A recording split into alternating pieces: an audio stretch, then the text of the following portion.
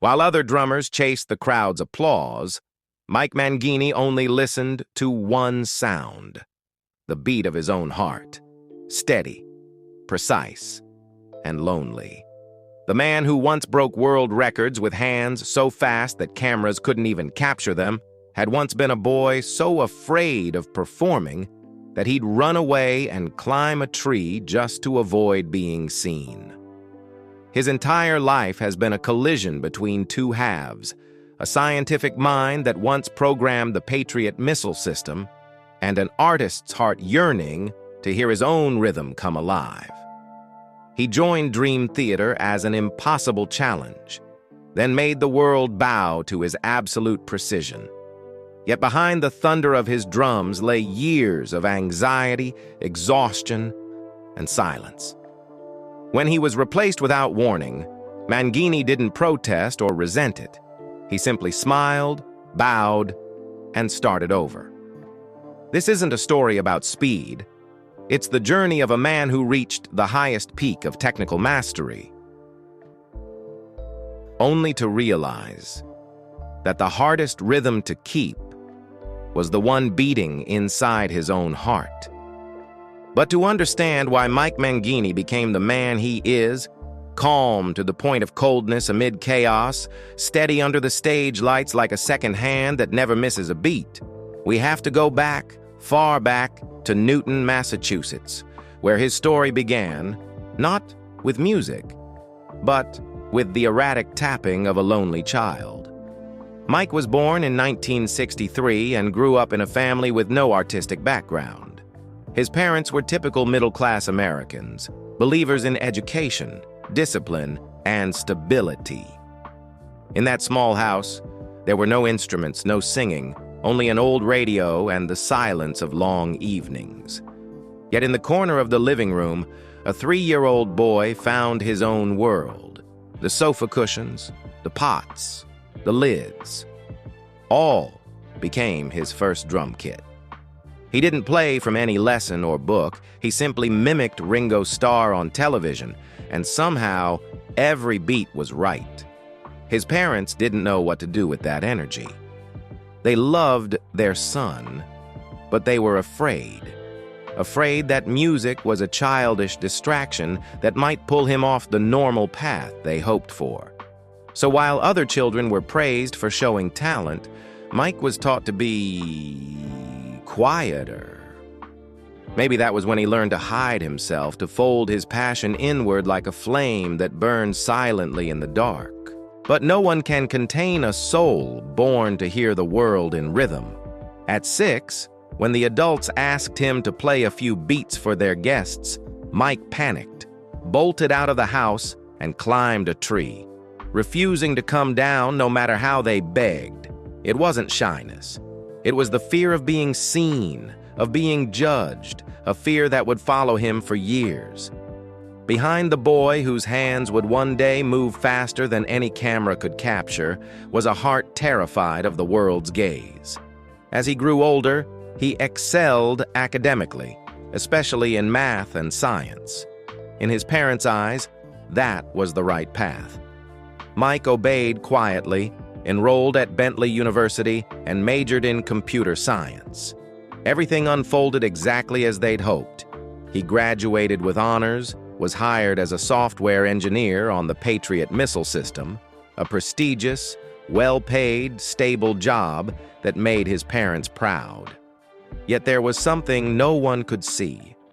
Amid the rows of code and the hum of machinery, invisible rhythms kept echoing in Mike's head. Every time his fingers tapped the keyboard, it wasn't just work. It was music waiting to be born. He lived correctly, lived well, but not happily. And the more he tried to follow the safe path, the louder he heard that pulse from deep within his chest, the call of a rhythm that had never stopped beating. By the late 1980s, while most of his college friends had settled into office jobs and small families, Mike Mangini began to feel suffocated by the very stability he had built.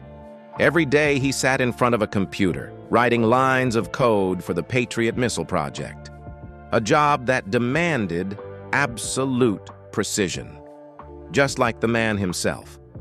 But beneath that calm exterior was a terrifying emptiness. No drums, no emotion. In 1987, Mike made a decision his entire family thought was insane. He quit engineering to pursue music. It was a leap into the void, unsafe, uncertain, almost self-destructive. No fame, no contracts, no one waiting, only passion and a pair of drumsticks. In those early years, he played in local bars, taught private lessons, and took any gig he could find just to get by. It was a return to zero, and once again he had to face his old fear of the stage.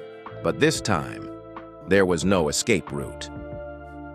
In 1991, his first real opportunity arrived when he was invited to join Annihilator, the Canadian thrash metal band, for their Set the World on Fire tour.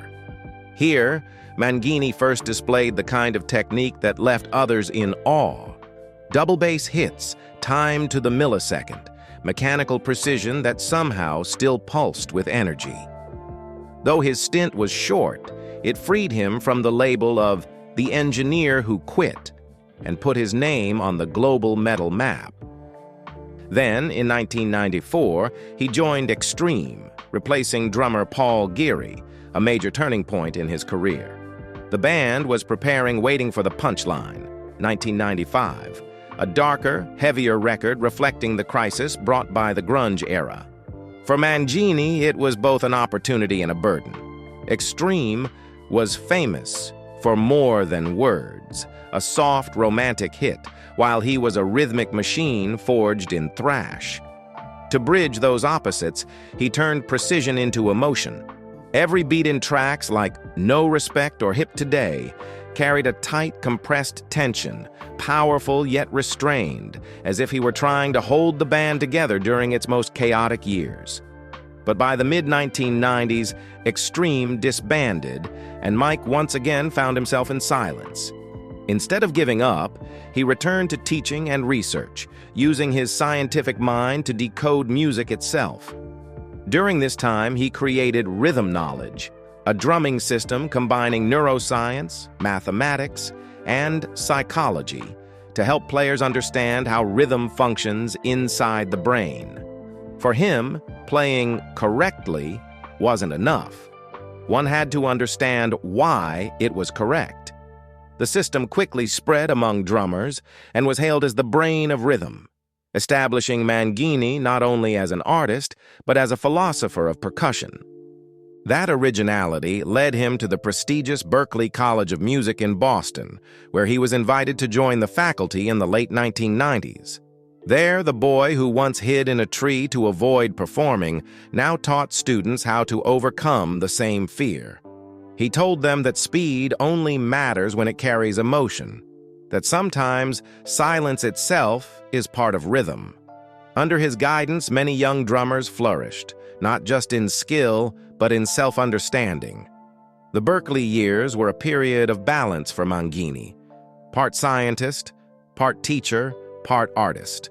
He could spend the day lecturing and still return to the studio at night, quietly testing rhythmic patterns as if solving an equation with no final answer. Because, for Mike Mangini, music was never a tool for fame. It was the only language that kept his mind from breaking apart between two worlds, reason and emotion, order and chaos, man and machine. In late 1996, after years of teaching and research, Mike Mangini received a phone call that would change the entire course of his career, an invitation from Steve Vai, the surreal guitarist who had worked with Frank Zappa and was regarded as one of the boldest musical minds of his generation. Without hesitation, Mangini packed his bags and left Boston for Los Angeles, the heart of the music world, stepping into a challenge unlike anything he had ever faced.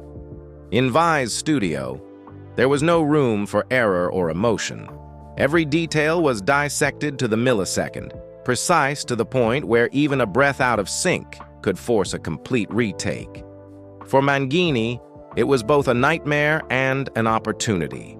a battle with a mind that thought in music almost metaphysically. The result was Fire Garden, 1996, an album where Vai handed him rhythm sections so illogical, fractured, and unpredictable that most drummers refused to play them. Mangini turned those unplayable structures into coherent rhythmic chains, mathematical yet emotional, something critics called a new language of rhythm. 3 years later, they reunited for The Ultrazone, 1999, one of Vai's strangest and most intricate works, where the drums weren't just background, they became a voice of their own.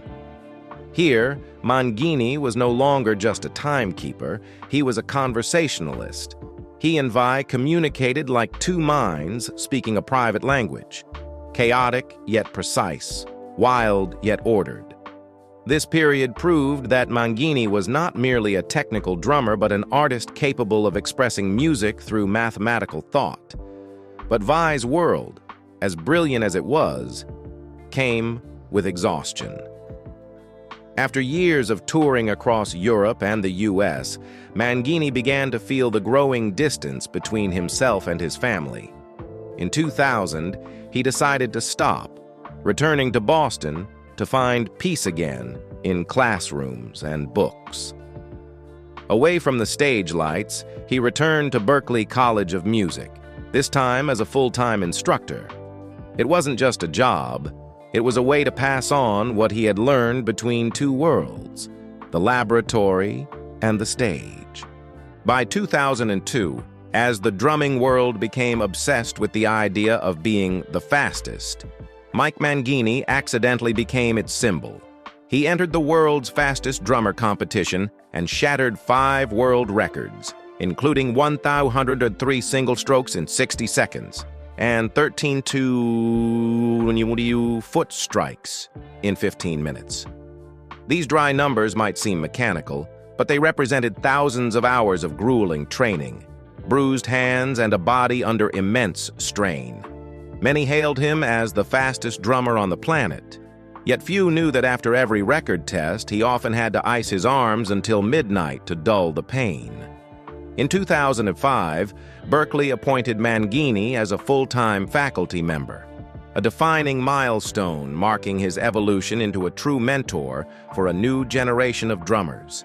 From then on, he no longer chased speed as a competition, but used it as a tool for teaching. At 40, Mike Mangini had come full circle, from missile software engineer to rhythm philosopher. A journey with no clear beginning, but always guided by one principle: precision with soul. And from that quiet stability, between two seemingly settled eras, another door was about to open, leading him to where destiny truly waited: Dream Theater. By 2010, when Mangini's life seemed comfortably established at Berklee, a new and far more perilous door opened. That September, Mike Portnoy, the founding drummer and heartbeat of Dream Theater, announced his departure. The shock rocked the entire progressive metal community. A band that had stood for over 2 decades, known for its intricate compositions and almost superhuman precision, had lost its rhythmic core. In that moment, Dream Theater faced a life-or-death question: who could possibly fill that void?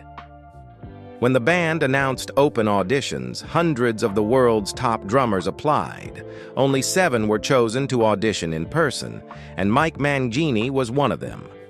With his scientific background, his experience with Steve Vai, and his reputation as the most precise drummer alive, he quickly became a standout candidate. Yet that very reputation was a double-edged sword. Dream Theater didn't need a machine. They needed a soul that could breathe within their complex time signatures. Throughout the audition process, Mangini had to prove that he didn't just understand Dream Theater's music, he felt the humanity in it. Songs like A Nightmare to Remember and The Dance of Eternity were labyrinths of rhythm, packed with sudden shifts and iconic signatures Portnoy had made legendary. For most, merely surviving those pieces was an achievement. But Mangini didn't come to imitate. He came to make every beat so precise, it could be measured by a heartbeat. The band, initially cautious, gradually recognized something powerful in his silence. The quiet confidence of a man who had lived his entire life in discipline. In April 2011, the results were revealed. Mike Mangini was officially Dream Theater's new drummer. The news spread fast, igniting both excitement and controversy. Fans were divided, half celebrated, half protested, insisting no one could replace the founder.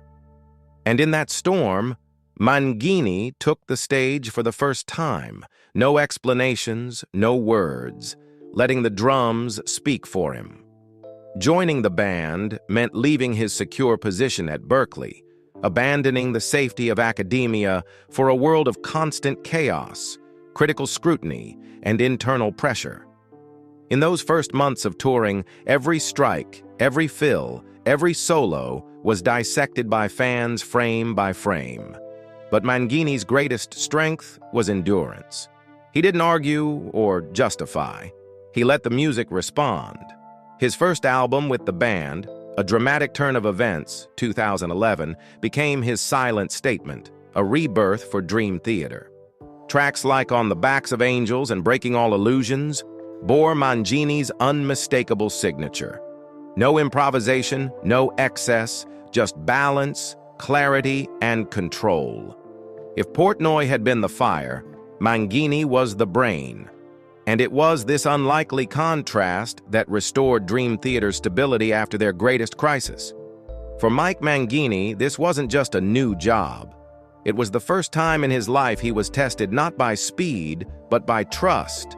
The band's trust in him to keep them alive, and his own trust that silence could sometimes be stronger than a scream. After surviving that turbulent beginning, Dream Theater entered a phase of reconstruction. In 2013, they released a self-titled album, Dream Theater, as a declaration. The band still existed, still created, still moved forward. It balanced complexity with humanity, with Mangini's drumming placed at the heart, the invisible thread tying the music together. In tracks like The Enemy Inside and Along for the Ride, his precision guided the entire current, transforming impossible rhythms into something deeply emotional. The album earned the band a Grammy nomination and reaffirmed their standing as the cornerstone of progressive metal. 3 years later came an even bolder project, the astonishing 2016, a 2-act rock opera running nearly 2.5 hours, with dozens of characters and a full narrative arc. Guitarist John Petrucci and keyboardist Jordan Rudess envisioned it as a symphonic storytelling experience. For Mangini, it was a grueling challenge. He recorded hundreds of drum tracks for each act, many involving constant meter changes, down to the breath. There was no room for instinct. Everything was mapped to perfection.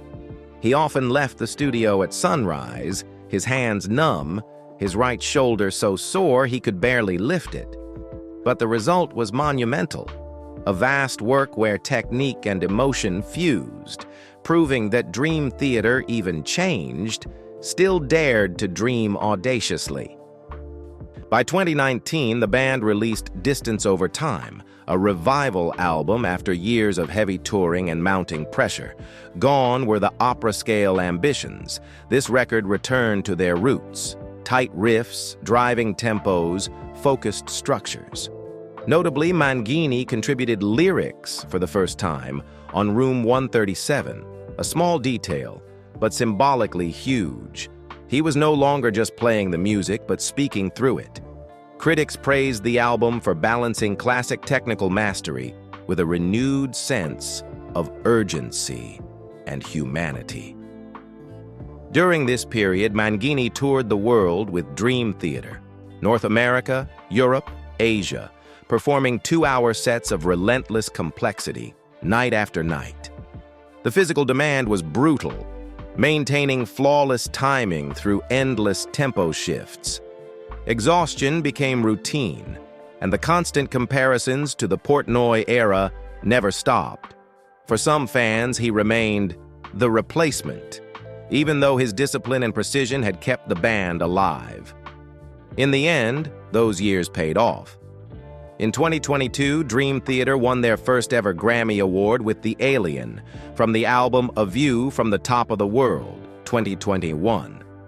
It was a milestone marking over 4 decades of persistence and a well-earned recognition for Mangini, the man who had kept the machine running when it nearly fell apart. But behind the golden trophy was a man still battling fatigue. After each concert, he'd ice his arms, massage his wrists, and practice breathing to ease nerve tension, knowing one mistake would be seen by thousands. When the lights dimmed, Mike Mangini stayed behind by his drum kit, quietly checking each pedal, each stick. In a world obsessed with speed and perfection, he knew the real cost of precision, a loneliness no one could share. The peak of this era came in 2021 with A View from the Top of the World, recorded during the pandemic when each member was isolated. For Mangini, it was the ultimate test, to balance machine-level precision with emotional depth when everything happened through screens and headphones. The result was a dramatic, cinematic record, each song a chapter in humanity's search for hope amid fatigue.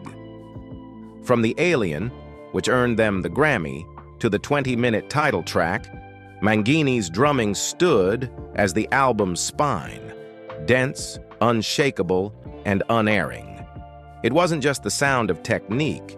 It was the heartbeat of a man who had lived long enough in solitude to know what endurance truly means.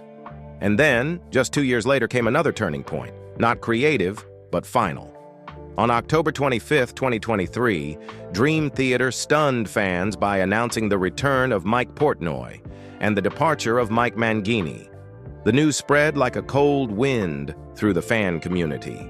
For many, it was a dream reunion. For others, a quiet and painful ending to the chapter Mangini had held together with his whole heart. After more than a decade keeping the band alive, the successor stepped aside for the predecessor's return. Behind the scenes, the story was more complicated.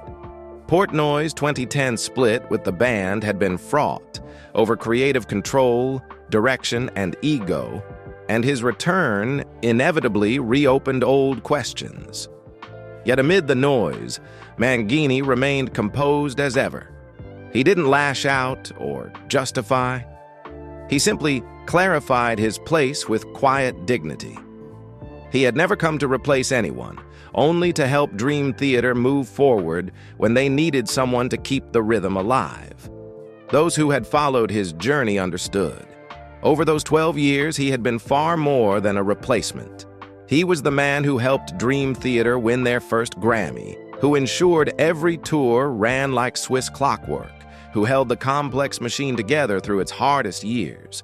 But in the end, the very precision that made him indispensable also made him seem too safe, too perfect, in a band built on creative tension. The moment Portnoy returned was the moment Mangini quietly closed the longest, heaviest chapter of his life.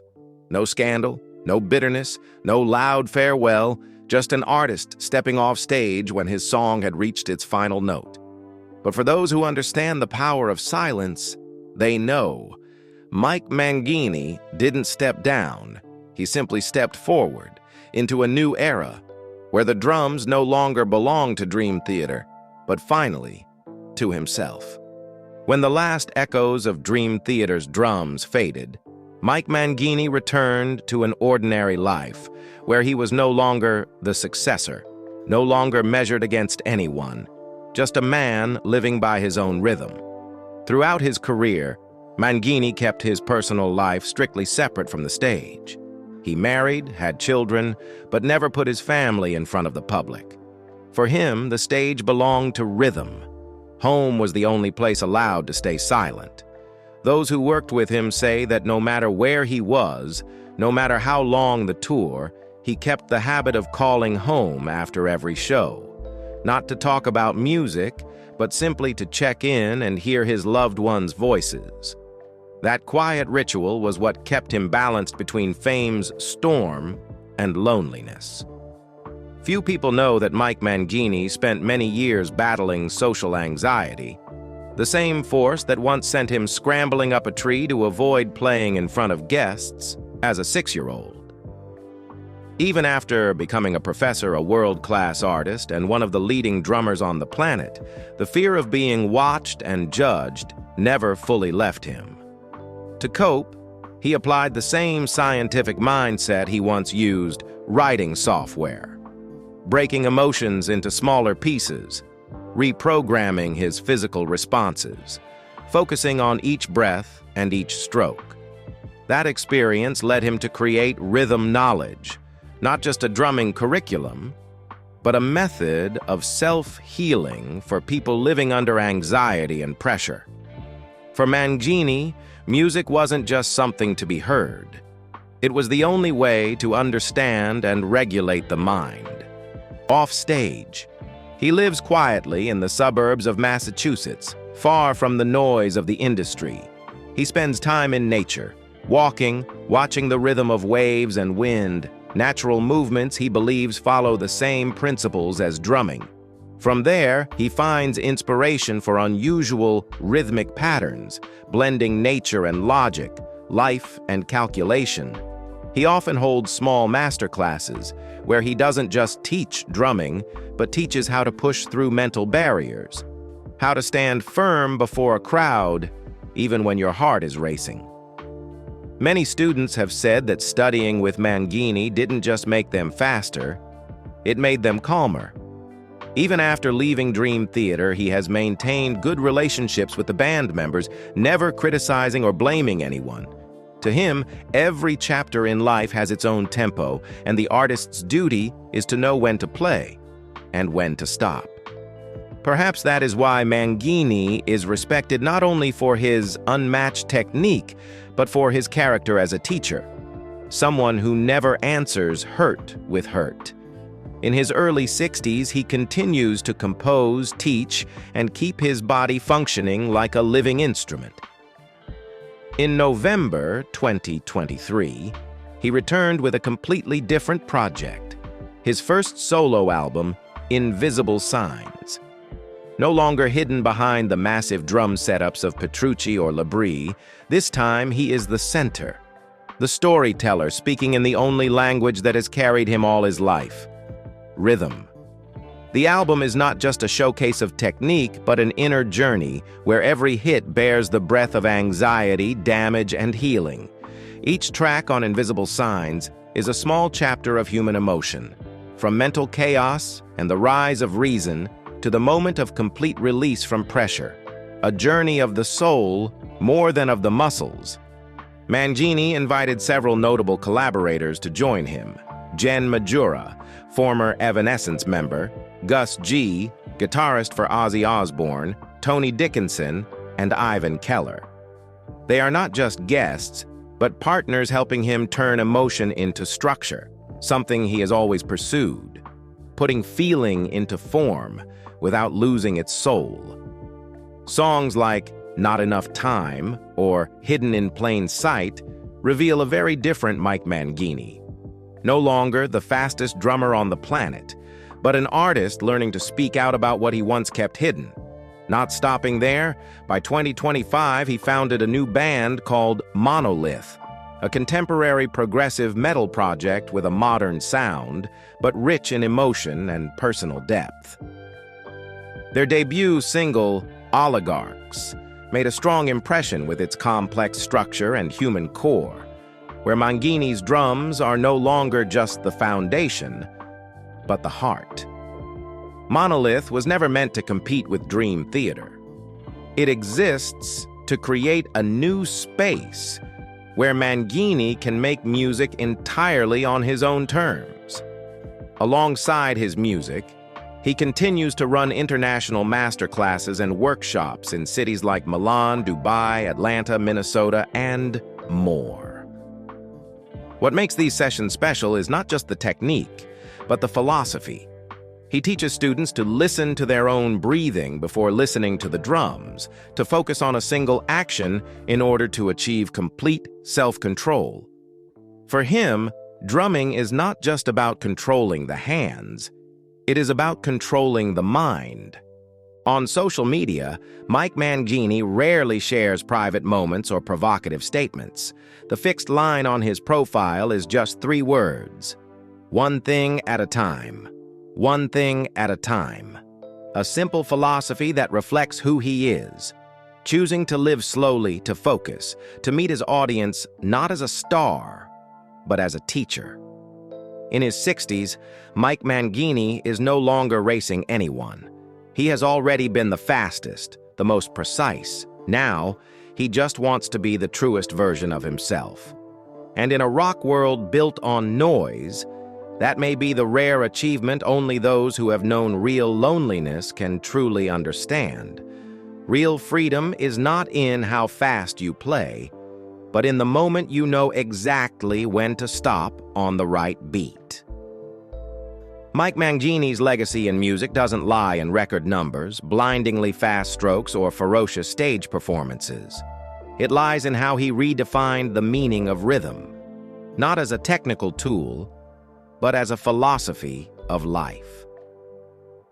Over more than 4 decades behind the kit, he transformed drumming from mere percussion into a language of the human mind, logic, control, and healing. To him, speed was only a means. Awareness was the destination. His greatest creation, rhythm knowledge, didn't just change how people learned to drum. It changed how they think about music. He broke down complex concepts like polyrhythms, odd time signatures, and syncopation into simple, graspable systems, linking them to psychology and neuroscience. Thousands of students around the world, from hobbyists to professionals, have said that thanks to Mangini, they not only learned to play faster, but to live slower and listen to themselves more deeply. Modern drummers, like Matt Garstka, Anup Sastry, and Bard Kolstad, have all been influenced by this mindset, not by copying his hands, but by continuing his way of thinking. Within Dream Theater, Mangini's era is remembered as the band's most disciplined and stable period. Though less flamboyant than Mike Portnoy, he was the one who helped the band survive its post-crisis years, maintain musical excellence, and earn its first-ever Grammy Award for The Alien. For longtime fans, that moment proved that Dream Theater didn't just survive, it evolved. Quietly, Mangini was the architect of that evolution. Yet perhaps his greatest legacy isn't musical at all, but human. In the world of rock, where ego and conflict can destroy even the greatest bands, Mike Mangini chose silence over retaliation, persistence over bitterness. When he was replaced, he didn't lash out or complain. He simply wished his bandmates well and returned to his own projects. That composure turned him into a symbol of dignity in art, not because he didn't feel pain, but because he understood that even pain must keep its rhythm. Today, people see in Mike Mangini a figure who defies the usual rock star mold. No rebellion, no excess, no vanity. He is a legend of discipline and intellect, proving that true strength isn't found in noise, but in the ability to listen. He can strike 1-200 beats in a minute, yet he chooses silence when the world gets too loud. At 62, Mike Mangini continues to compose, teach, and tour, not to prove himself, but because he has never stopped feeling the need to play one more beat.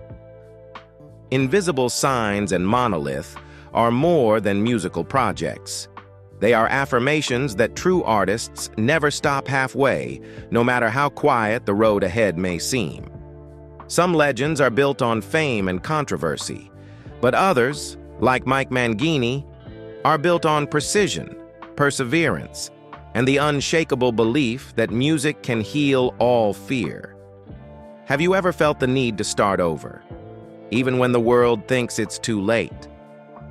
Share your thoughts about Mike Mangini and the lessons he's left behind in the comments below. And if you believe that silence sometimes echoes louder than noise, hit like, subscribe, and turn on the notification bell. Because there are still many stories like Mike Mangini's waiting to be told.